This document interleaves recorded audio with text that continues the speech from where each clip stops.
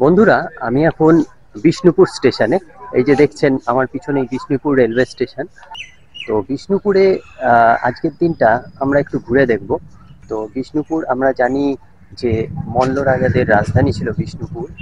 আর বিষ্ণুপুর হচ্ছে বিখ্যাত হচ্ছে এখানকার টেরাকোটার কাজের জন্য। তো চলুন আমাদের সাথে আমরা ঘুরে আসি বিষ্ণুপুরের সেরকমই কিছু মন্দির।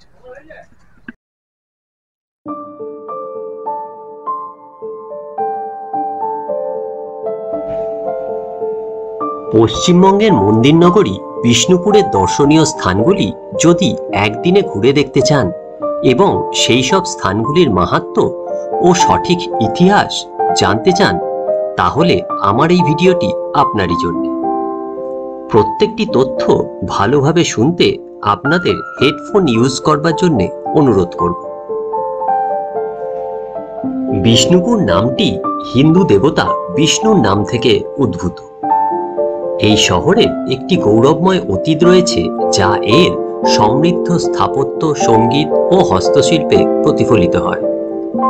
সপ্তদশ ও অষ্টদশ শতাব্দীর গোড়ার দিকে মল্ল রাজবংশের হিন্দু রাজাদের শাসনকালে এই স্থান সর্বোচ্চ সমৃদ্ধি লাভ করে। বিষ্ণুপুর তার ঐতিহাসিক টেরাকোটার মন্দির, বালুচরী শাড়ি এবং প্রাচীন মল্ল রাজবংশের সাংস্কৃতিক ঐতিহ্যের জন্য বিখ্যাত। আর সেসব ইতিহাস জানতে গেলে আপনাকে শেষ পর্যন্ত দেখতেই হবে আমার এই ভিডিও। তো চলুন বন্ধুরা, শুরু করা যাক বিষ্ণুপুরের ইতিকথা।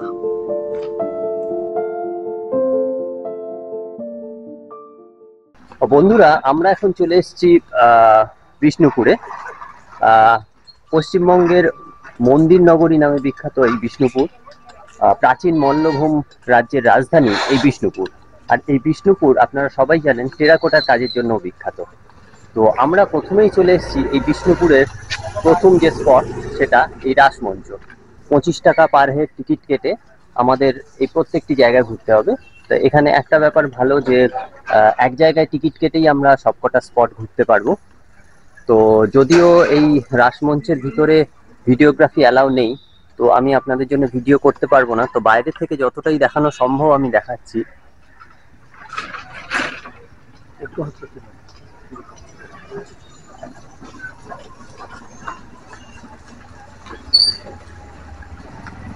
এই গেটের বাইরে থেকে আমি আপনাদের জন্য ছবি তুলছি। আর এখানে আছেন এখানকার গাইড। আপনার নামটা একটু বলবেন? আমার নাম দেবাশিস চ্যাটার্জি। তো এই দাদার সাথেই আমি ঘুরবো। উনি কিছু কিছু এখানকার প্রাচীন কথা আমাদের বলবেন। তো একটু জোরে বলুন। আমরা প্রথমেই যেটা দর্শন করছি, এটা একটা প্যাভিলিয়ন বা মঞ্চ বলা হয়। এই মঞ্চ প্রতিষ্ঠাতা ছিলেন মল্লভূমির 49তম রাজা বীর আম্বির, 1600 খ্রিস্টাব্দে প্রতিষ্ঠিত করেন। এখানে অসংখ্য রাধাকৃষ্ণের বিগ্রহ জোড়া নিয়ে আসা হতো। টোটালি 108 জোড়া। 108 জোড়া রাধাকৃষ্ণের বিগ্রহ, 108 ঘের প্রদীপ জেলে, 108 পুজোর গঙ্গা একই সঙ্গে এখানে আরতি করতেন।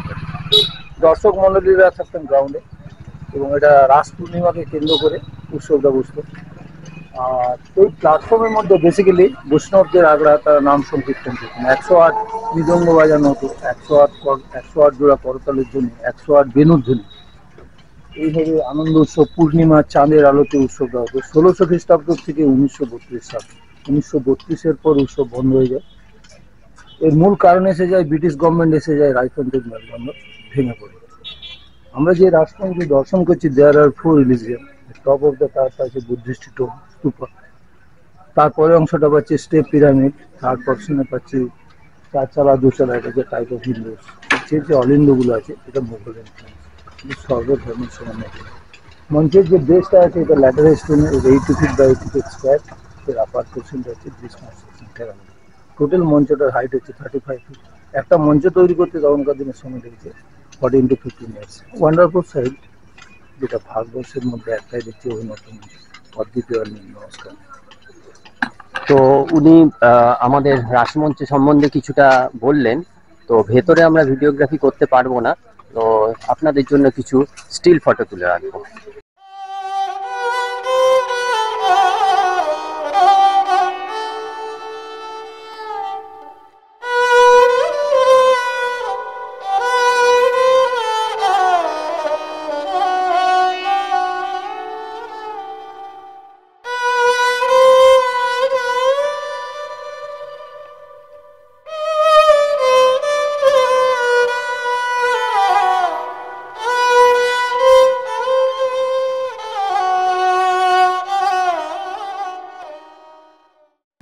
আমরা এখন চলে এসেছি আমাদের দ্বিতীয় স্পট দলমাদল কামানের দিকে।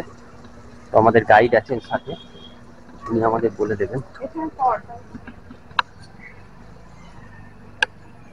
এদিকে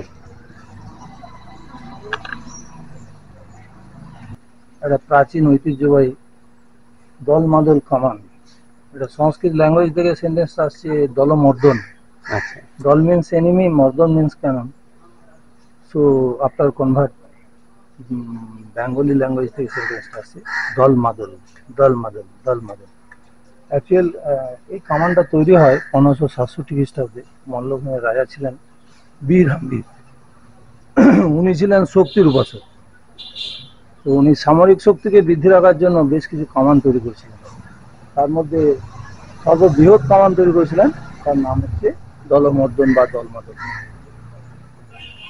অ্যাকচুয়াল এই কামান তৈরি করেন চট্টগ্রাম নিবাসী বঙ্গভূমির সন্তান জনার্দন কর্মকার। 63 × 3 189টা রিংকে অ্যাডজাস্ট করে কর্মকার মাটির ফর্মার মধ্যে হিট দিয়ে এই কামান তৈরি করেন। এবং এটা লম্বাই হচ্ছে 12.5 ফিট, ফেস লেন্থটা হচ্ছে 29.2 সেন্টিমিটার, ইজিক্যাল টু 1 ফিট। আস্তে আস্তে ব্যারেলটা বেড়ে যাচ্ছে। অনেকের ভ্রান্ত ধারণা থাকে পেছনটা সিল করা নয়, আচ্ছা, কিন্তু আদৌ সেটা নয়। এটা হচ্ছে ভাইব্রেশনকে বাড়িয়ে দেওয়ার জন্য পেছনটা সিল ফিল করা।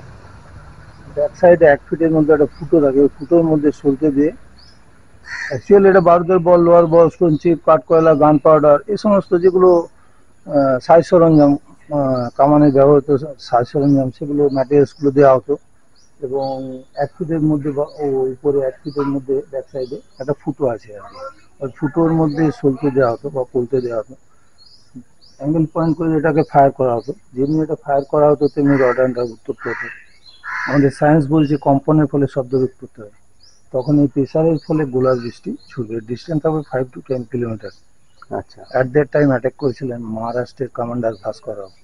ভাস্কররাও অ্যাকচুয়ালি বর্গির সর্দার ছিল। বর্গি বলতে মহারাষ্ট্রের একটা লয়ার কাস্ট হচ্ছে বার্গি। আচ্ছা বার্গি আফটার কনভার্ট নেমে আসে বর্গি। বর্গি মিন্স এনিমি। তো হারমাত বাহিনী বা জলদস্যুদের নিয়ে একটা টোটাল সৈন্য সামন্ত ছিল 52,000। বাংলার উপরে উপদ্রব করতে করতে 1742 খ্রিস্টাব্দে আমাদের বিষ্ণুকে মিড নাইট আক্রমণ করেন। এবং সেই সময় রাজা ছিলেন গোপাল সিংহ। উনি নির্দাচ্ছন্ন অবস্থায় আছেন, বা রাজাদের যে সমস্ত আর্মি সোলজারগুলো ছিল তারাও ফোর্টের মধ্যে নির্দাচ্ছন্ন অবস্থায় ছিলেন। বিষ্ণুদাসী ঘুমিয়ে পড়েছেন। সেই সময় বিষ্ণুদাসকে রক্ষা করছিলেন বিষ্ণুদের নগর দেবতা, প্রাণের দেবতা, কুলদেবতা, আরাধ্য দেবতা স্বয়ং শ্রীকৃষ্ণ। এই নিয়ে মা বোনেরা সেগুলো ঘুম পাড়িয়ে দেয়। এবার ঘুমালো, পাড়া জড়ালো, গড়িয়ে এলো গেল। দেশে। কারণ এই কামানের মুখে যখন আগুন দেন, তার পরিপ্রেক্ষিতে ভাস্করের বেশ কিছু সৈন্য মারা গিয়েছিলেন। এই কামানের দ্বারা নিধন করেন। হ্যাঁ, তো কিছু সৈন্য নিয়ে ভাস্কররাও চলে গিয়েছিলেন, পালিয়েছিলেন। তো এই এই এই এই নিয়ে কতগুলো রিং আছে বললেন? এটা 63 × 3, টোটাল 189। এগুলো কি মানে লোহার রিং নাকি? হ্যাঁ, এটা স্টিল, মানে এটা অ্যাকচুয়ালি রড আয়রন। আচ্ছা যে আয়রনের মধ্যে কপারের পার্সেন্টেজ থাকে, তার মধ্যে ইয়াটা আসে না, মূর্চার প্রলেপটা আসে না। আচ্ছা আচ্ছা সুতরাং এটা হচ্ছে পুরোটাই স্টিল আর কি।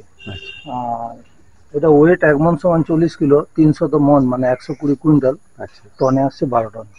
এগুলো ক্যারি করতো হাতিরা। হাতিদের পরিচালনা করার জন্য মাউথেরা থাকতেন এবং গোলন্দাজ থাকতেন। তো অ্যাট দ্যাট টাইম অ্যাটাক করেছিল বর্গিরা। এটা বর্গিদের এগেনস্টে 1742 খ্রিস্টাব্দে ব্যবহার হয়েছে। Dalmadal gun was erected on the spot by the government of Bengal 1909। British government এটাকে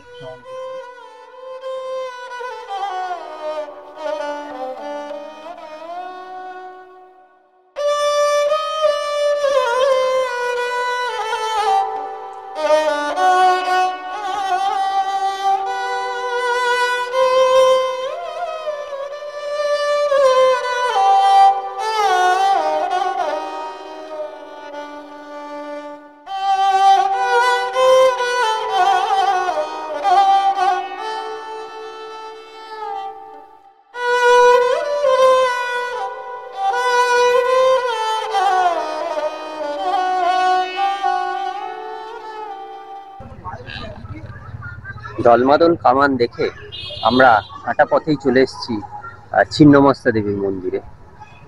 তো আমাদের গাইড দাদা আছেন সাথে, আমরা ভেতরে দর্শন করে এসেছি।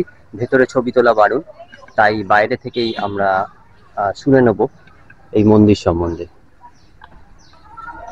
আমরা মাকে যে দর্শন করছি, এই মা হচ্ছেন রাহুল দেবী।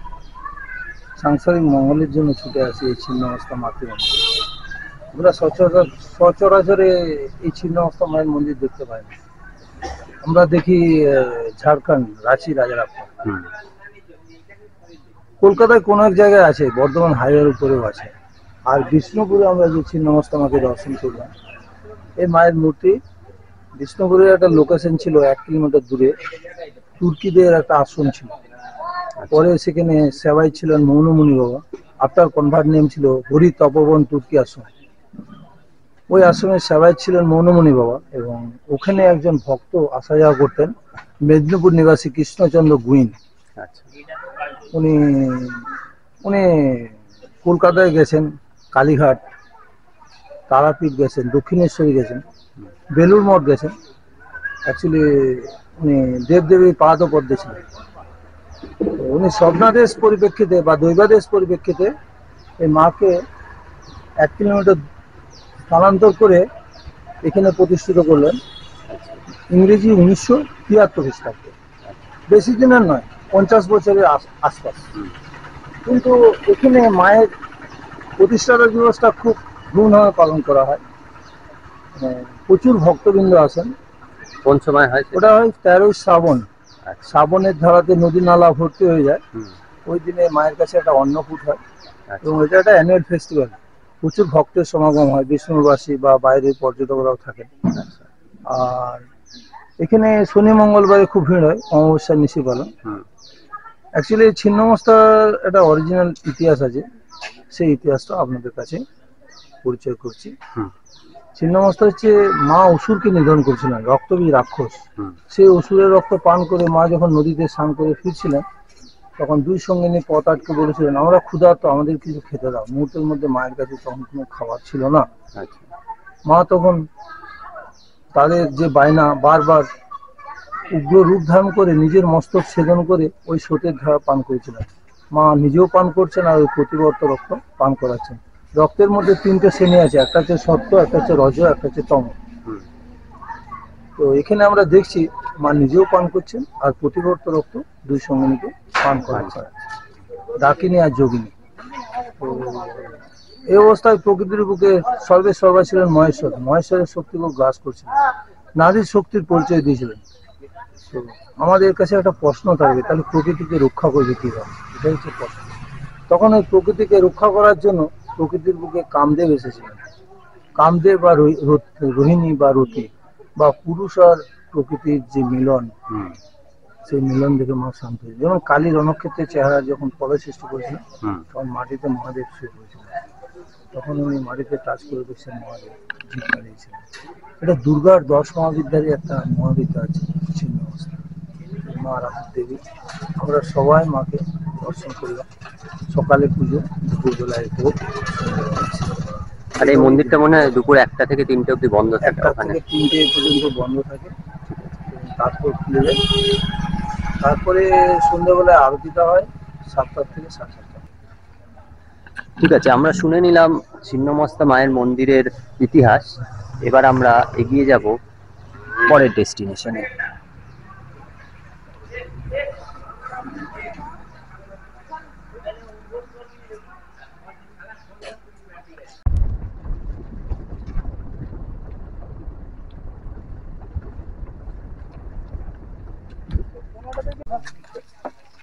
এটা আমাদের ল্যান্ড অফ ফরেস্ট, হ্যাঁ, তারই আচ্ছা, একটা পরিচয় পাওয়া যাচ্ছে আর কি। আচ্ছা, একসময় আমাদের এটা শালপিয়াল আর মহুয়ার জঙ্গল ছিল। আচ্ছা, মানে গ্রীষ্মের ঋতুতে মহুয়ার ফুলগুলো পড়তে থাকে, আর প্রচুর অ্যানিমেলস একসময় বসবাস করতো। আর most of the villager tribal, তারা একটা শিকার উৎসব নিতে হতো। একসময় রাজারাও শিকার উৎসবে এগিয়ে আসতেন। হুম, অ্যাট দ্যাট টাইম ওনারা শক্তি অংশ রেখেছেন। তো তো সেই আমাদের এটা একটা জঙ্গলেরই একটা ভিউ পয়েন্ট। হুম, নামটাই ছিল একসময় বন বিষ্ণুপুর, আচ্ছা, আপনার কনভার্ট নেমে এসেছে বিষ্ণু। বিষ্ণুপুর। এটাকে চারটা নামে ডাকা হয়। ফার্স্ট নেমটা হচ্ছে মল্লভূম, হুম। সেকেন্ড নেমটা হচ্ছে বন বিষ্ণুপুর, থার্ড নেমটা হচ্ছে বীরহাম্বীরনগর, আচ্ছা। আর ফোর্থ নেমটা হচ্ছে বিষ্ণুপুর। বিষ্ণুপুর। তো আমরা এখানে যে মন্দিরগুলো দেখছি, এখানে এটা মনে হয় একটা রুট ম্যাপ দেওয়া আছে কোন দিকে কি মন্দির, না? হ্যাঁ হ্যাঁ, এটা হচ্ছে রাধা গোবিন্দ মন্দির, হুম। রাধা মাধব আছে, রাধা গোবিন্দ আছে, হ্যাঁ, কালাচাঁদ কালাচাঁদ টেম্পল। টেম্পল আছে। ঠিক আছে, তাহলে আগে এদিকটা যাই আমরা। সবই কৃষ্ণেরই মন্দির, কৃষ্ণেরই নাম। কৃষ্ণেরই হুম। 108 নাম, হুম। সে নাম নিয়ে মন্দিরগুলোর নাম রাখা আছে। এমনকি উপরে দেখুন স্যার আমলকাটা আছে, আচ্ছা। আমলকা বলে, ওই যে থালার মতো, হুম হুম। তার উপরে কলস আছে, হ্যাঁ। আচ্ছা। হুম। আর রুফটা হচ্ছে টাইপ অফ ভিন্ডোজ, এটা আমাদের গ্রাম বাংলার যে আটচালা। আচ্ছা। দেখবেন রানী রাসমণি দেবী যে গঙ্গার পাশে দক্ষিণেশ্বরে প্রতিষ্ঠিত করেছিলেন, হুম। ঠিক এই আটচালাটা আছে কিন্তু। আচ্ছা। হ্যাঁ, ওটা যদিও নবরত্ন, হুম। কিন্তু ওর যে চালাটা, আটচালার উপরেই সমস্ত টাওয়ার গুলো আছে। আটচালায় 8টা চালা থাকে নাকি? হ্যাঁ, 8টা কর্ণে আটচালা বলে। ঢোকার মুখে আমরা দেখছি একটা নহবতখানা, হুম। এখানে নহবতের সুর বাজবে, সানাই বাজবে। আচ্ছা। রাধা গোবিন্দ মন্দিরে এই সুন্দরভাবে যে নাম সঙ্গীত করার জন্য, ভজন সাধনের জন্য এখানে বিষ্ণুর বাসী এবং রাজারা আসতেন, এসে নাম সঙ্গীত ভজন সাধনে উপস্থিত থাকতেন, যার জন্য নহবত সুর গাইত। নহবতের সুরটা হচ্ছে টাইম অ্যাটেন্ডেন্সের জন্য, সানায়ের ধ্বনি। হুম হুম। এটাকে আরেক কথায় বলা যায় ভোরের ঘুম ভাঙানো নহবত। নহবত থেকে লহবত থেকে নহবত আসছে আর কি। আচ্ছা। নহবত শব্দের অর্থ হচ্ছে 9টা বাদ্যযন্ত্র একসঙ্গে বাজানো হতো। আচ্ছা। যেমন এখন ফুলুট, বাঁশি, তবলা নিয়ে নহবত হয়, তখন কিন্তু 9টা বাদ্যযন্ত্র বাজতো। আর পাশে আমরা দেখছি একটা মুক্ত মঞ্চ, হুম। এখানে নাম সঙ্গীত সন্ধ্যেবেলায় হতো। পাশে আছে ভোগ বাড়ি, হুম। সকালে পুজো, দুপুরবেলায় ভোগ, সন্ধ্যেবেলায় শীতল আরতি। এইভাবেই দিনগুলো পেরিয়ে গেছে। এই মন্দিরগুলো প্রতিষ্ঠিত করেছিলেন 18 সেঞ্চুরির মধ্যে মালুরুলার ছিলেন গোপাল সিংহ, সেই সময় এই মন্দিরগুলো তৈরি হয়। আচ্ছা।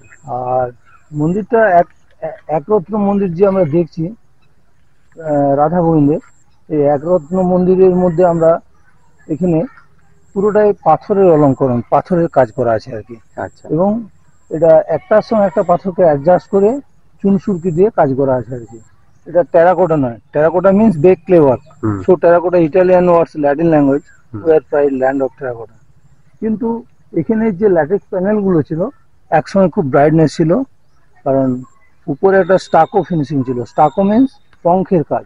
পঙ্খ বলতে আমাদের ওয়াটার রিজার্ভার থেকে কালেক্ট করতো স্নেল, আচ্ছা। স্নেলগুলোকে fire to beat or fire to hammer dust powder, হুম যেটা পিটিয়ে ডাস্ট পাউডারটা নিত, ক্যালসিয়াম চুনটা আর কি। হুম হুম।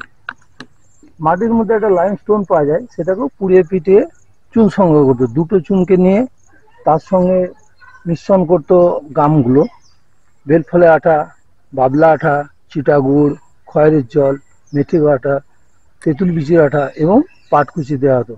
এইভাবে কনস্ট্রাকশন কাজ হয়েছে। আর এগুলো পরে রেস্টোর করছেন গভর্নমেন্ট নিয়েছেন 1958-তে, হুম। এবং 1932 সাল পর্যন্ত এখানে পুজো অর্চনা হয়েছে। 2000 month of November of the place national heritage building.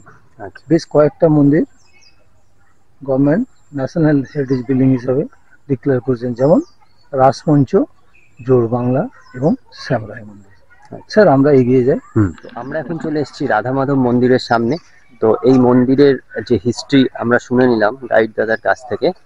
তো আমরা এখন ভেতরে প্রবেশ করব, কিন্তু ভেতরে ভিডিওগ্রাফি অ্যালাউ নেই যেহেতু, তো আমরা কিছু স্টিল ছবি তুলে নেব আর ভিডিওগ্রাফি এখানেই বন্ধ করলাম।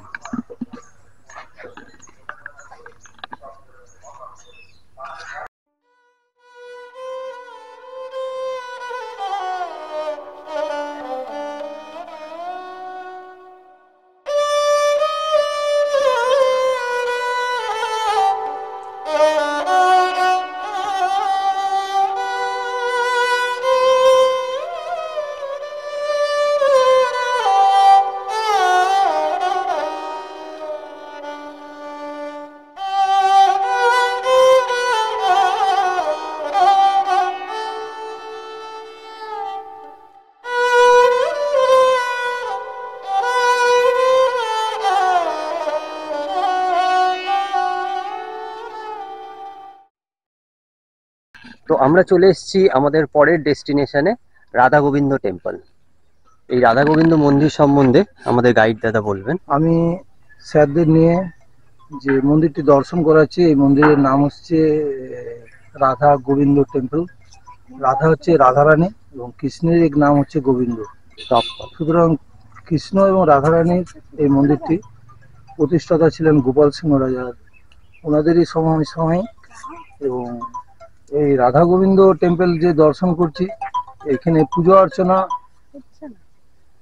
18th সেঞ্চুরি থেকে 1932 AD পর্যন্ত এখানে পুজো অর্চনা হয়েছে। কিন্তু বর্তমানে এগুলো প্রিজার্ভ করছেন Indian government, archaeological survey of India. মন্দিরগুলোর যে চূড়োগুলো দেখছি, রাধা মাধব বা রাধা গোবিন্দ, বা পাশে আছে নন্দলাল টেম্পল, এগুলো প্যাটার্ন গুলো আছে টাইপ অফ দেউল। উপরের যে চূড়োটা আছে এটা কলসটা দেওয়া আছে, বা তার নিচে আছে আমলকা কলস, এগুলো সমস্ত দেওয়া আছে আর কি। এটা উড়িষ্যা শৈলী আদলে। আর রুটটা হচ্ছে বাংলা আটচালা। আর দৌড়গুলো হচ্ছে মুঘল ইনফ্লুয়েন্স। এনাদিকে একটা মুঘল দিকে একটা রাজস্ব ট্যাক্স দিতে হতো, যার জন্য সর্বধর্মের আমরা এখানে সমন্বয় পেলাম। কিন্তু ওই মন্দিরের গায়ে কিছু কারুকার্য ছিল, যেগুলো পাথরের অলঙ্করণ, পোড়ামাটির নয়, পাথরগুলোকে কাস্টিং করে কেটে কেটে এগুলো বেশ কিছু কাজ ছিল, যেমন পদ্মের অলঙ্করণ বা মাইথোলজি, কৃষ্ণলীলা। পাশে একটা আমরা দেখছি একটা তুলসী মঞ্চ, এক্স্যাক্টলি মনে হচ্ছে যেন একটা চ্যারিয়ট, রথের মতো দেখতে। এটা টাইপ অফ টেম্পল। আচ্ছা, খুবই ভালো লাগছে। এবং এটা ল্যান্ড অফ ফরেস্টের মধ্যে আমরা এই সমস্ত মন্দির নগরীর মধ্যে বিষ্ণুপুরে মন্দিরগুলো দর্শন করছি। তখনকার দিনে যাতে করে বহিরাগত শত্রু বা বন্যপ্রাণীরা আক্রমণ করতে না পারে, এগুলো একসময় মোড দিয়ে ফেলা ছিল। মোড মিনস ক্যানেল, পরীক্ষা দিয়ে ফেলা ছিল।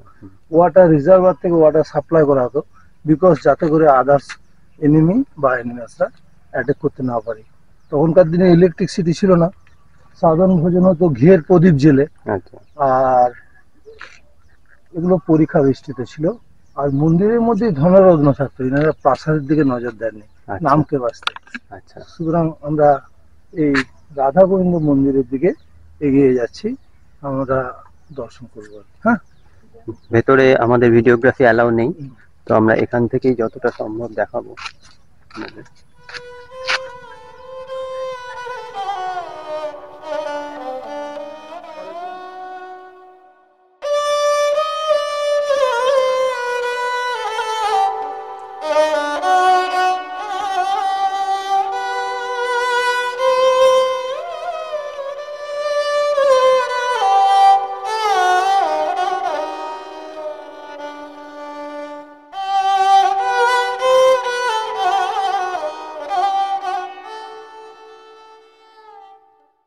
বন্ধুরা, আমরা চলে এসেছি এখন শহরের কেন্দ্রস্থলে লালবাঁধ অঞ্চলে।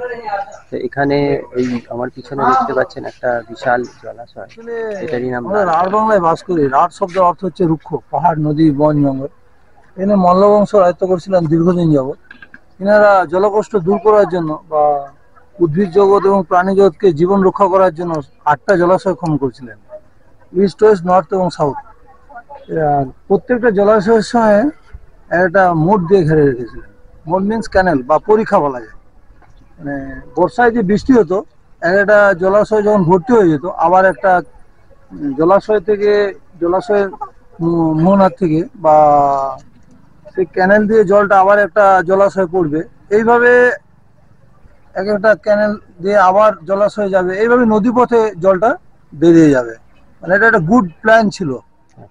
আর এখানে আমরা যেটা দেখছি, এটার নাম হচ্ছে লালবাঁধ। কৃষ্ণের নাম নিয়ে বেশ কিছু জলাশয় বীর হাম্বির রাজা প্রতিষ্ঠিত করেছিলেন। লালবাঁধ, শ্যামবাঁধ, কৃষ্ণবাঁধ, কালিন্দীবাঁধ, যমুনা বাঁধ, এইভাবে আর কি। তো এখানে একটা ইতিহাস রচনা হয়েছিল 1732 খ্রিস্টাব্দে। একজন লগ্নখানার নর্তকীকে নিয়ে এসেছিলেন রাজা দ্বিতীয় রঘুনাথ সিংহ। ওনার সঙ্গে সাক্ষাৎ হয়েছিল উড়িষ্যাতে। উড়িষ্যায় উনি ঘরানা ফেস্টিভ্যালে অংশগ্রহণ করেছিলেন। আর ওই নর্তকী ওখানে গান বাজনা করেছিলেন লালবাই। লালবাইয়ের গান বাজনা শুনে রাজা খুব মুগ্ধ হয়ে গিয়েছিলেন। এবং ওখানে উড়িষ্যা রাজ্যের রাজা ছিলেন রহিম খাঁ। তো ওই জলসাতে উনি উপস্থিত থেকে বা নর্তকীর গান বাজনা শুনে মুগ্ধ হয়ে আহ নর্তকীর হাত ধরে উনি ঘোড়ার পিঠে চড়িয়ে নিয়ে চলে এসেছিলেন। যেহেতু এটা বৈষ্ণব প্রেমের দেশ, রানীমা এটা মেনে নিতে পারেননি। হুম, তো উনি পাশেই একটা লালবাইয়ের জন্য অট্টালিকা তৈরি করেছিলেন, এবং ওখান থেকে সাম্মান থেকে এই লালবাঁধে পরিখা বেষ্টিত সাম্মান থেকে লালবাঁধের মধ্যে দিয়ে উনি নৌকো বিহার করতেন। আচ্ছা, দিনের আলোতে নৌকো বিহার করতেন, আর রাত্রিবেলায় ওই নর্তকীর বাড়িতে গান বাজনা শুনতেন। এমনকি পরে উনি একটা ওই কর্নার সাইডে একটা লালগড় বলে জায়গা আছে, মানে ওখানে নর্তকী নিয়ে আনন্দ উপভোগ করার জন্য ওখানে হুম, যেতেন আর কি। তো আচ্ছা, আবার পরীক্ষা দিয়ে উনি পূর্ণিমার চাঁদের আলোতে নৌকো বিহার করতেন লালবাইকে নিয়ে, এবং লালবাইয়ের পায়ের নপুরের ধ্বনিতে বিষ্ণুবাসীকে মুগ্ধ করে দিতেন। উনি এত বড় সঙ্গীত তারকা ছিলেন, আচ্ছা, লগ্নকারনার নর্তকী। হুম, তো রাজাও ছিলেন সঙ্গীত প্রেমী। এইভাবে মেলামেশার ফলে রাজা ছিলেন অপুত্রক। পরে নর্তকীর বংশ এসে গেছিল। নর্তকী তার বংশের অন্নপ্রাশনের দিনে রাজাকে শপথ নেওয়া করেছিলেন, আমার ছেলে রাজ অভিষেক হবে। এটা বৈষ্ণব প্রেম কোনো মতে মেনে নিতে পারেননি। বিচারে রায় হয়েছিল, রাজাকে ডেকে নিয়ে এসে বিষ মিশ্রিত তীর দ্বারা মারা হয়েছিল হাওয়া মহলের মধ্যে। সেটা করেছিলেন রানীমায়, এবং অর্ডার দিয়েছিলেন লালবাইয়ের বাড়ি ভেঙে লালবাই এবং তার ছেলেকে নৌকোর মধ্যে তুলে দেবে, যে নৌকোর মধ্যে নৌকো বিহার করতেন দ্বিতীয় রঘুনাথ সিংহ এবং নর্তকী লালবাই। হুম, তো সে নৌকোটা ফুটো করে দিবে, ছেলের মাকে হাতে পায়ে শিকল বেঁধে দেবে, বেশ কিছু পাথর তুলে দিবে, আর মাঝি ক্রমশ এগোতে থাকবে আর জল ঢুকতে থাকবে। মাঝ জলে নিয়ে এসে শরীর সমাধি করেছিলেন। আর মাঝি সাদরে উনি পারাপার হয়ে পাড়ে চলে এসেছিলেন।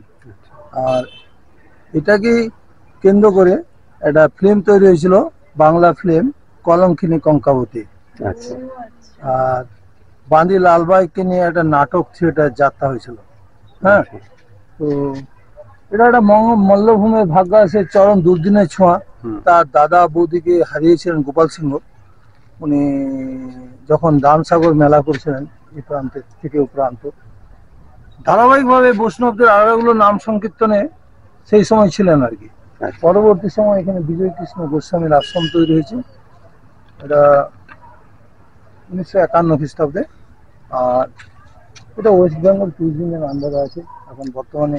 আচ্ছা, এটা একটা পরিকল্পনা আছে, মানে বোটিং হ্যাঁ, বা এগুলোকে সৌন্দর্যায়ন হবে, হ্যাঁ আচ্ছা, বিষ্ণুর খারানার গান ইনকামের বাজবে, একটা এরকম ব্যবস্থা একটা করেন, শস্য যার কিন্তু ফলে আবার এটা এটা এসডিও সাহেব বা ডিএম ম্যাডাম এটা নিয়ে আলোচনা করেছেন, বা সেই পরিপ্রেক্ষিতে কাজটা কিছুটা এগিয়ে যাচ্ছে আর কি। আচ্ছা, তো সাকসেসফুল হলে আমরা খুবই খুবই একদম, মঙ্গল, হ্যাঁ, আমাদের কাছে খুবই এটা মঙ্গল। কারণ বাইরে টুরিস্ট আসবেন, তারা একটু আনন্দ হুম, করবেন। আর এটাও ঠিকভাবে মেনটেনেন্স হ্যাঁ, হবে, জিনিসটাও ভালো আর থাকবে। এখানে আমাদের পরমহংস রামকৃষ্ণদেব এসেছিলেন। আচ্ছা, ওনাদের প্রপার্টি ছিল দেরেপুরে, সেই আচ্ছা, প্রপার্টিটা অ্যাকচুয়ালি গ্রাস করেছিল ওখানেরই রিয়েল নেবার, মানে একজন জমিদার। আচ্ছা, তো অ্যাকচুয়ালি ঠাকুরকে মিথ্যা মামলার হাসি। ফাঁসিয়ে দিই, ফাঁসিয়েছিলেন, মানে মিথ্যা মামলা দেওয়ার জন্য ক্ষুদিরাম চট্টোপাধ্যায়কে। কিন্তু মুহূর্তের মধ্যে ক্ষুদিরাম চট্টোপাধ্যায় সেটাতে এগ্রি হননি, যার পরিপ্রেক্ষিতে ওখানে ল্যান্ডলর্ড বা হুম, উনি ঘর দুয়ার চাবি তালা দিয়ে ওনাদেরকে বেরিয়ে যেতে বলেন।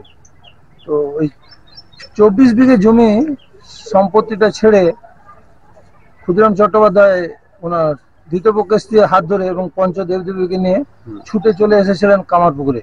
সুগুলাল গোস্বামী কাছারি বাড়িটা কিছু দিনের জন্য দিয়ে দিয়েছিলেন। পরবর্তী সময় লাহারা ওই কাছারি বাড়িটা নিয়ে নেয়, এবং ক্ষুদিরাম চট্টোপাধ্যায় এবং চন্দ্রমণি ঘর সংসার করার জন্য একটা কটেজ তৈরি করে দেয়, হুম, আর 1.5 বিঘের থেকে একটু সামান্য জমি দেয়। আচ্ছা, ঠাকুরের জন্ম হয় কামারপুকুরে। তো ঠাকুর পূর্ণ বয়সে উনি বিষ্ণুপুর কোর্টে এসেছিলেন। কোর্ট থেকে ফেরার পথে বা আসার পথে উনি পায়ে হেঁটে এসে এই মাটি এখানে স্নান করে মা আচ্ছা, সর্বমঙ্গলার দর্শন পেয়েছিলেন। এটাও একটা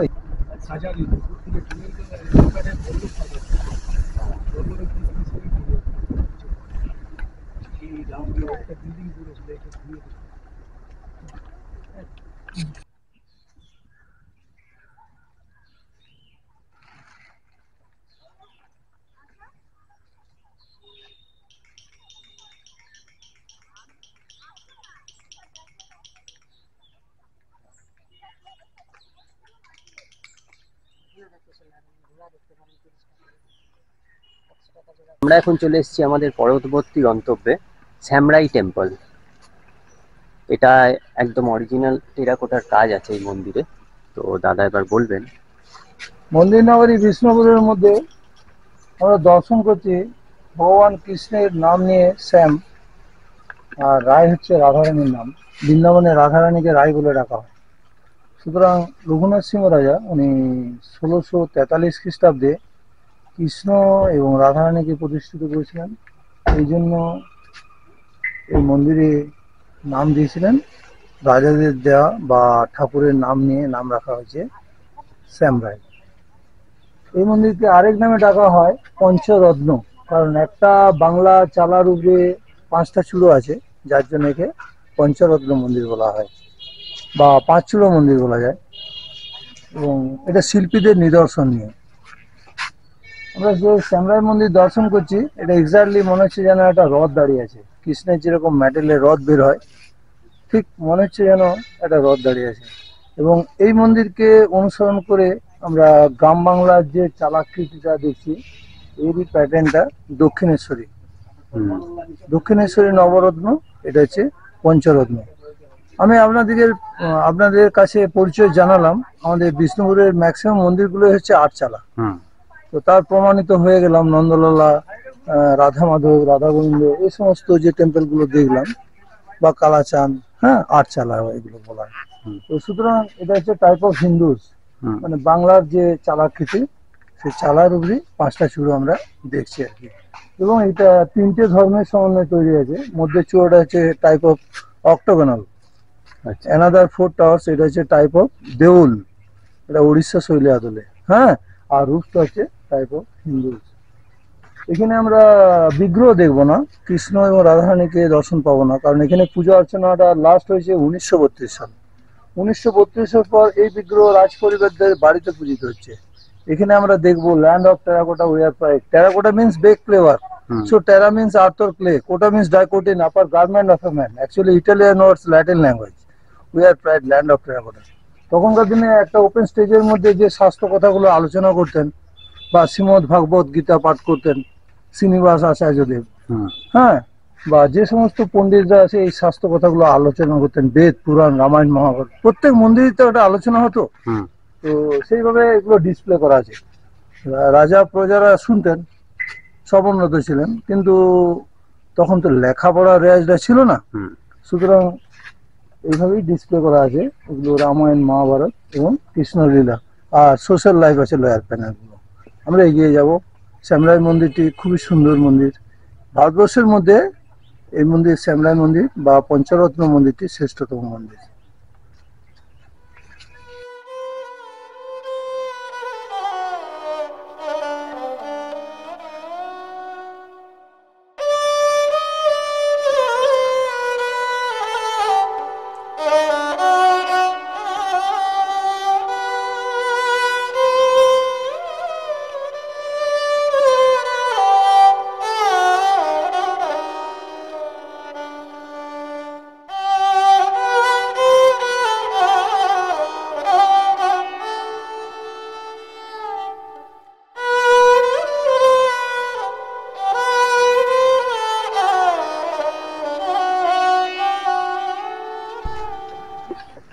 আমরা এখন চলে এসেছি জোড়বাংলো মন্দিরে। খুব সুন্দর টেরাকোটার কাজ আছে এখানে। মন্দিরের যে আর্ট এন্ড আর্কিটেকচার দেখছি, এটা দুটো দোচালাকে কেন্দ্র করে একটা মন্দির, যার জন্য এর পরিচয় আসছে জোড় বাংলা, শিল্পীদের নিদর্শন নিয়ে। এর উপরের যে চূড়াটা আছে এটা হচ্ছে 4 চালা, দোচালার উপরে 4 চালা। রঘুনাথ সিং রাজা 1655 খ্রিস্টাব্দে এই মন্দিরটি প্রতিষ্ঠিত করেছিলেন। 1655 খ্রিস্টাব্দ মানে সময়টা আসছে 368 বছর। এটা আমাদের একটা বাংলার শিল্প, কুড়ে ঘর টাইপ, শিল্পীদের নিদর্শন নিয়ে খুব ভালো লাগছে। তাছাড়া আপনি উপরের যে চূড়াটা দেখছেন, আমরা যদি জয়রামবাড়ি যাই, মা শারদামণির বাড়ি দেখবেন এরকম চালাকৃতি। আমরা যদি হুগলি ডিস্ট্রিক্টের একটা প্রত্যন্ত গ্রাম কামারপুকুর যাই, দেখবেন চালাকৃতি। সুতরাং এগুলো গ্রাম্য চালা রূপরেখাগুলো দেখছি। আর নিচের যে প্যানেলগুলো, মন্দির গাত্রের যে দেওয়ালে যে প্যানেলগুলো দেওয়া আছে, তার মধ্যে নিচের প্যানেলগুলো আছে সোশ্যাল লাইফ, সমাজ জীবনের চিত্রগুলো দেওয়া আছে। আপার প্যানেলগুলো আছে কৃষ্ণলীলা, রামায়ণ, মহাভারত। এই কাজ দেখার জন্যই পর্যটকরা আসেন। অ্যাকচুয়ালি টেরাকোটা কাজ বিষ্ণুপুরের বিখ্যাত, এবং মন্দির গাত্রে যে দেওয়ালে আমরা কাজগুলো দেখছি, এগুলো রামায়ণ, মহাভারত এবং কৃষ্ণলীলা। সুতরাং বিগ্রহ এখানে নেই, রাধা কৃষ্ণের যে পূজা অর্চনাটা ধারাবাহিকভাবে এখানে হয়েছে 1655 খ্রিস্টাব্দ থেকে 1932 সাল পর্যন্ত। 1932-এর পর এই বিগ্রহ প্রজাতিকে দান করে দিয়েছেন। আচ্ছা এই বিগ্রহ বর্তমানে কৃষ্ণগঞ্জ মহল্লাতে পুজো হচ্ছে, কৃষ্ণ রায় আচ্ছা। এবং রাতালালজি বিগ্রহ। সুতরাং এই মন্দিরে আমরা দেখবো land of terracotta our pipe.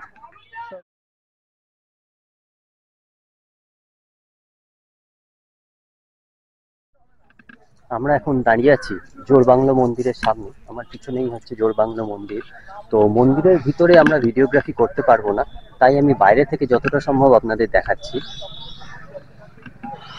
চারপাশটাই একটু ঘুরে দেখাচ্ছি আপনাদের। অ্যাকচুয়ালি এই জায়গায় দুটো মন্দির জোড়া আছে, সেই জন্যই মনে হয় এই জায়গা, এই মন্দিরের নাম হয়েছে জোড়বাংলো মন্দির। আর এটা এখন বর্তমানে আর্কিওলজিক্যাল সার্ভে অফ ইন্ডিয়ার আন্ডারে।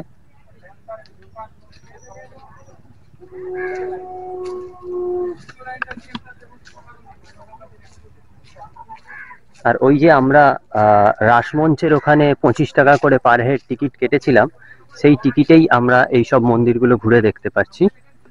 তো এখানে এই জিনিসটা একটা ভালো যে এক জায়গায় টিকিট কাটতে হয় এবং সেই টিকিট দিয়েই আমরা সবকটি মন্দির দেখে নিতে পারছি।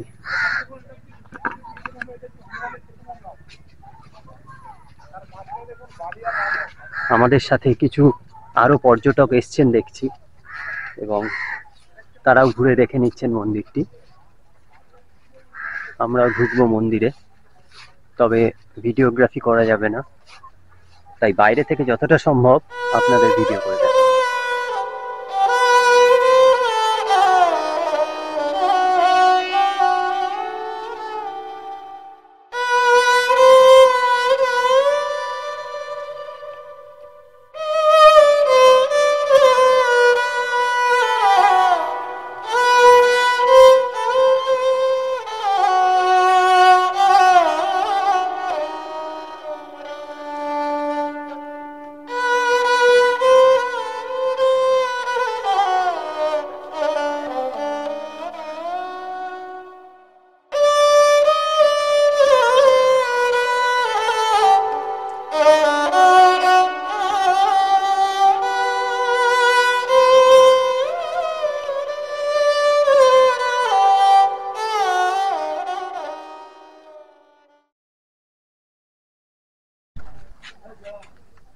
এটা হচ্ছে গোপাল সাহেব, আমাদের রাজবাড়ির যে কুলদেবী মা দুর্গার যে পুজো হয়, পুজোর 15 দিন আগে পটচিত্রের পুজো আরম্ভ হয়। এখান থেকে মঙ্গল ঘট নিয়ে মাতৃ মন্দিরে নিয়ে যাওয়া হয়।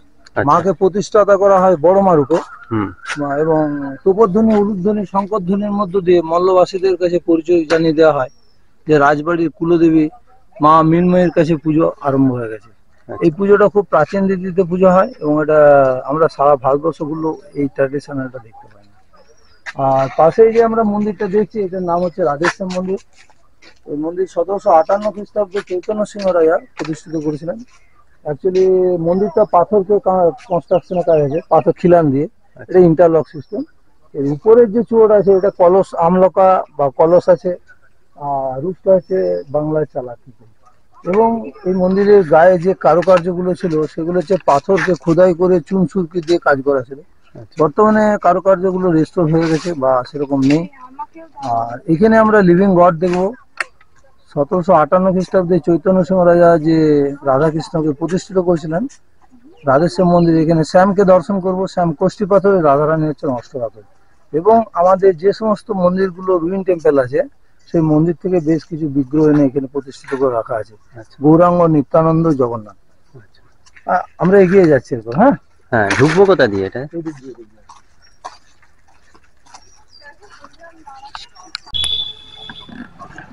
আমরা এখন চলে এসেছি রাধেশ্যাম মন্দিরের সামনে। গাইড দাদা যেমন বলে দিলেন আপনাদের, এখানেও ওই টেরাকোটার মন্দির এবং পাথর কেটে কেটে এই মন্দিরগুলো বানানো হয়েছে। আর এর ভিতরে কিছু বিগ্রহ আছে যেমন উনি বললেন, যদিও ভেতরে ভিডিওগ্রাফি অ্যালাউ নেই, তো তাই বাইরে থেকেই আপনাদের দেখিয়ে রাখি। এগুলো ফ্রেস্কো পেন্টিং ছিল, নেচারের গাছের পাতা, গিরি মাটি, তেঁতুল বিচির আটা, আচ্ছা। পিকক, বার্ডস, অ্যানিমেশন কিছু। এখানে শব্দের তরঙ্গটা ভাইব্রেশন হতো, এগুলো হচ্ছে নহবৎখানা। আচ্ছা। আর এই মন্দিরে রাধাকৃষ্ণ বিগ্রহ এবং গৌরাঙ্গ নিত্যানন্দ জগন্নাথকে দর্শন করবো। 1758 খ্রিস্টাব্দে চৈতন্য সিংহ রাজা প্রতিষ্ঠা করেছেন। তারপর থেকে আর নতুন করে কোনো মন্দির প্রতিষ্ঠিত হয়নি। আচ্ছা, তো আমরা এখন মন্দিরের ভিতরে প্রবেশ করব। এর ভিতরে ভিডিওগ্রাফি অ্যালাউ নেই, তো আমরা এখানেই ভিডিও বন্ধ করছি।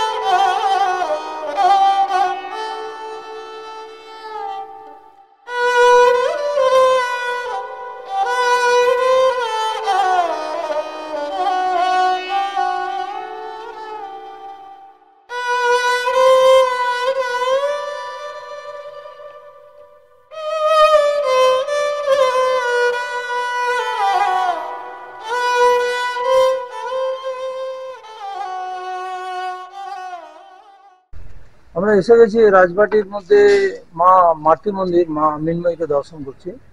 এই মায়ের মূর্তি হচ্ছে 1026 বছর। এখানে আপনারা প্রশ্ন করতে পারেন 1026 বছর, হ্যাঁ 1026 বছর, কারণ এটা নগরের কোনো উল্লেখ ছিল না। অ্যাকচুয়ালি এখানে থেকে অদূরে 15 কিলোমিটার দূরে একটা জয়পুরের পাশে একটা পদুন্নপুর বলে গ্রাম ছিল। রাজা জগৎ মল্ল 19তম রাজা, উনি শিকারে এসেছিলেন। তো উনাদেরই 19তম রাজা। উনি শিকারে এসে গভীর জঙ্গলের মধ্যে পঞ্চবটী বটবৃক্ষ উনি পথ ভুলে গিয়েছিলেন, এবং সেই পঞ্চবটী বটবৃক্ষের তলাতে, গাছতলাতে দাঁড়িয়ে উনি খুব চিন্তা করছেন যে আমি কি পথ দিয়ে যাব। তখন মা ওনাকে 3টে রূপে দর্শন দিয়েছিলেন। প্রথম রূপ হরিণ, দ্বিতীয় রূপ বক, তৃতীয় রূপ রমণী। সেই দৈবাদেশ পরিপ্রেক্ষিতে উনি রাজধানী স্থানান্তর করে মাকে প্রতিষ্ঠিত করেছিলেন, এবং মায়ের আদেশ নিয়ে মাকে প্রতিষ্ঠিত করে উনি স্থানান্তর করেছিলেন ক্যাপিটাল। এবং সময়টা হচ্ছে 997 খ্রিস্টাব্দ। অ্যাকচুয়ালি প্রথমে যে মায়ের যে বিল্ডিংটা ছিল সেটা মাটির বাড়ি ছিল, খড়ের চালা। আস্তে আস্তে বিল্ডিংটা রেস্টোরেশন হয়েছে। অ্যাকচুয়ালি বেসটা হচ্ছে ল্যাটেরাইটে, ল্যাটেরাইট স্টোনে, আর আপার পোর্শনটা হচ্ছে ব্রিক্সের কনস্ট্রাকশন, টেরাকোটার, এবং তারপর এগুলো রেস্টোর হয়েছে বা রেস্টোরেশন হয়েছে। আমরা যে মাকে দর্শন করছি, মা হচ্ছেন কুশ আর গঙ্গামাটি দিয়ে সৃষ্টি, যার জন্য মায়ের নাম আছে মৃন্ময়ী। এই মায়ের বাৎসরিক কোনো অঙ্গরা হয় না। মা যখন স্বপ্নাদেশ দেন তখন মায়ের গায়ে রং চড়ানো হয়, নতুবা রং হয় না। এটা কোনো পারফেক্ট টাইম বলা যায় না। যেমন 96-এ অঙ্গরা হয়েছে, 2008-এ হয়েছে, 2015 হয়েছে, 2018-এ মায়ের অঙ্গরা হয়েছে। আবার মা যখন স্বপ্নাদেশ দিবেন তখন মায়ের অঙ্গরা হবে। আমরা যে মায়ের চালচিত্র দেখছি, এটা হরগৌরীর মিলন আছে। উপরে আছেন মহেশ্বর, মাঝে আছে গণেশ কার্তিক, নিচে আছে লক্ষ্মী সরস্বতী। তাছাড়া তখনকার দিনে পুরুষতান্ত্রিক সমাজ ছিল, যার জন্য গণেশ আর কার্তিক আছেন উপরে, নিচে আছেন লক্ষ্মী সরস্বতী। এই মাকে দর্শন লাভের জন্য ছুটে এসেছিলেন মানবতার পরমহংস রামকৃষ্ণদেব। উনি মাকে চিন্ময়ী রূপে দর্শন পেয়েছিলেন। মায়ের এক নাম আছে মৃন্ময়ী, আরেক নাম আছে চিন্ময়ী। অ্যাকচুয়ালি এখানে এর পুজোটা হচ্ছে শারদীয় পুজো। শারদীয় পুজোয় মায়ের পুজোর 15 দিন আগে মাতৃ মন্দিরে পটচিত্রের পুজো বাইরে হয়। ধূপধ্বনি, উলুধ্বনি, শঙ্খধ্বনির মধ্যে মাকে বরণ করে নেওয়া হয় বড় মা রূপে, বা অধিষ্ঠাত্রী দেবী বড় মা এসে যান। তারপরে ষষ্ঠী সপ্তমীর তিথিতে দুটো পদ নিয়ে আসা হয়, নাম দেওয়া হয় ছোট মা এবং মেজ মা। রানিং পুজোটা চলতে থাকে ষষ্ঠী, সপ্তমী, অষ্টমী, নবমী, দশমী। দশমীর দিনে ঘটপট নিরঞ্জন ক্রিয়া হয়। মায়ের পুজো চলছে এবং চলবে। মায়ের মুখখানি খুবই মিষ্টি, যেটা আমরা ভারতবর্ষের চালচিত্র এত শান্ত রূপ আমরা কোথাও দেখতে পাই না। এটা অভিনত্ব বলা যায়। আর এখানে কামান বলতে 21 থেকে 23টা তপধ্বনি হয়। তার মধ্যে মহাষ্টমীর সন্ধিক্ষণের সময় 3টে তপধ্বনি হয়। একটা কামান মাতৃ মন্দিরে রাখা আছে, আর দুটো ওনাদের বাড়িতে আছে। গান পাউডার পুজোর 15 দিন আগে থেকে, 1 মাস আগে থেকে তৈরি করে নেওয়া হয়। আর সেলগুলো ফায়ার হতে থাকে তিথি উপলক্ষে। কিন্তু মহাষ্টমীর সন্ধিক্ষণের সময় 3টের উদ্বোধনী হয়, গেটের পাশে একটা পরীক্ষার আলের উপরে নিয়ে যায়। আচ্ছা। এবং এই সাউন্ডে গ্রাম বাংলা আশপাশ সমস্ত মন্দিরে সন্ধি পুজো স্টার্ট হয়ে যায়। তখনকার দিনে ক্লক আবিষ্কার হয় না, এটাই ছিল টাইম টেবিল।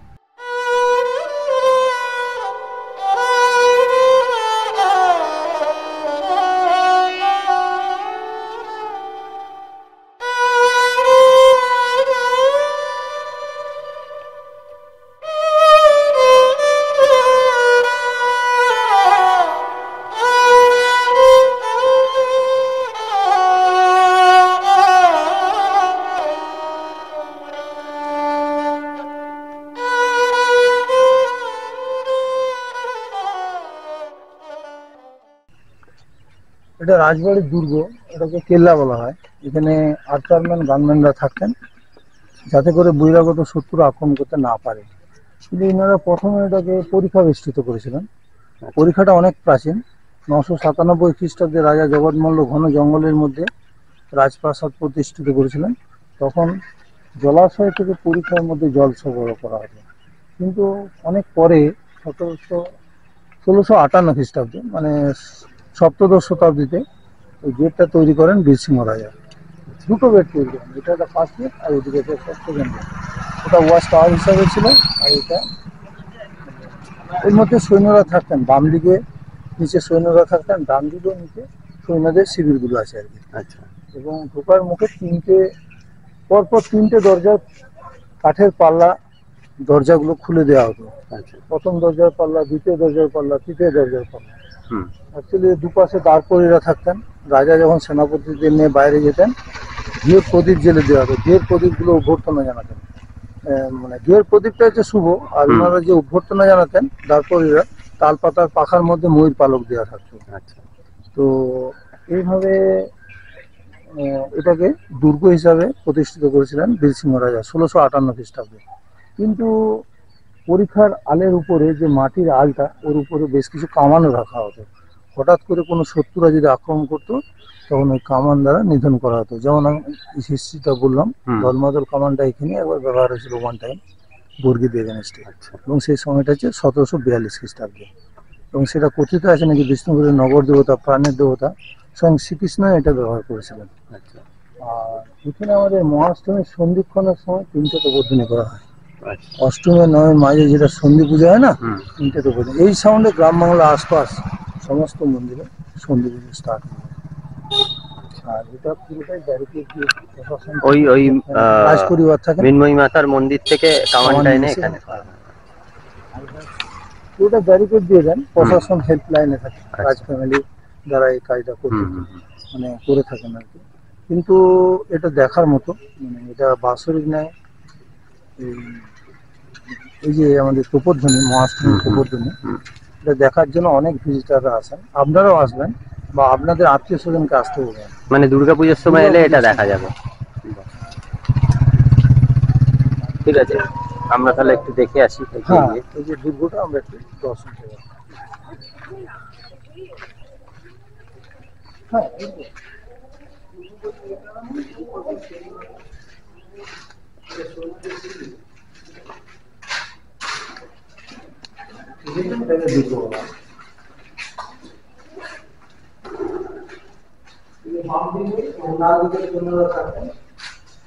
এই নিচের গুলো। আচ্ছা। ডাইরেক্টলি ভাবে কোনো শত্রুরা যদি আক্রমণ করতো, শত্রুরা আসতো, তখন এনারা ডাইরেক্ট পয়েন্ট করতেন। কোনো কারণে যদি এটা আপনার মিস হতো, তখন পাথরের মধ্যে পয়েন্ট হতো এবং গুলিটা রিটার্ন হতো। আয়রনের ভাগ আছে, দেখুন অ্যাঙ্গেল গুলো যেভাবে আছে, একটার সময় একটা মিল লেগে এই পাশ থেকে গুলি করলে এই পাশে গুলি ঢুকবে না। এগুলো আর্মি সোলজার গুলো থাকতো। তাছাড়া এই যে এক্সেপশনের প্রয়োজন হলে ঘোড়াহাতি করে আসতো, ঘোড়াতে দাঁড়িয়ে গেলে উঠে নামার একটা শর্ট ছিল, এর মধ্যে কাঠের পাতাতন থাকতো সামনে। আর এটা পুরোটাই জল রাখা হতো, ওয়াটার রিজার্ভার থেকে ওয়াটার সাপ্লাই করা হতো। ওইটা আরেকটা গেট নাকি? এটা ফার্স্ট গেট, এটা হচ্ছে সেকেন্ড গেট। ওইটা ফার্স্ট গেট, এটা সেকেন্ড গেট। এগিয়ে যাই আমরা, এর দিক দিয়ে ভেতর দিয়ে চলে। 1658 খ্রিস্টাব্দে তৈরি হয়েছে। 1658। পরীক্ষাটা অনেক প্রাচীন, পরীক্ষাটা আপনার 10th সেঞ্চুরিতে রাজা জগৎমল্ল রয়্যাল প্যালেসকে প্রোটেকশন দেওয়ার জন্য করেছেন। নমস্কার, আপনাদের সাথে রইলাম কিছু সময়ের জন্য। আবার আপনারা আসবেন বিষ্ণুপুরকে ঘুরতে। আর দাদার ফোন নাম্বার আমি দিয়ে দেবো আমার ডেসক্রিপশন নাম্বার তো বক্সে। মোবাইল নাম্বার দেওয়া আছে 9332146199। অ্যাকচুয়ালি আমি ডিপার্টমেন্ট অফ চিলড্রেন গাইড। ভালো যদি লেগে থাকে আবার আপনাদের ভালোবাসায় এগিয়ে থাকবো, এগিয়ে যাব, আপনাদের পাশে। একদম। নমস্কার।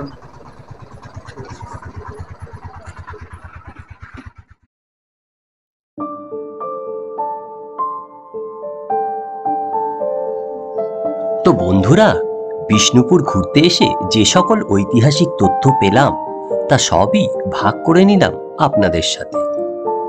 কেমন লাগলো আমার সাথে বিষ্ণুপুর ঘুরতে অবশ্যই কমেন্ট করে জানাবেন, আর ভালো লাগলে লাইক ও শেয়ার করতে ভুলবেন না। আজকের মতো এখানেই বিদায় নিচ্ছি, পরে দেখা হবে নতুন ভিডিওয়ে।